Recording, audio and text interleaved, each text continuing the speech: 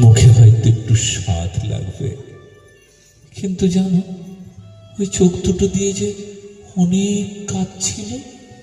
কাক বলে উঠল, কাক কাক কাক, কি কাজ, কি কাজ, কেন কেন?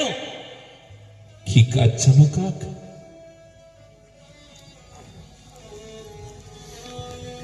আমি যে এখনো আমার মাধবকে ভালো করে দেখি না।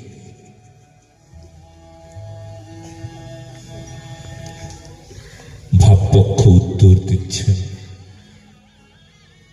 প্রশ্ন কি? রাধারানী তুমি কি দেখো নাই ভালো করে? ভাবপক্ষ উত্তর দিচ্ছে, থেমে দেখেও দেখা হয় না।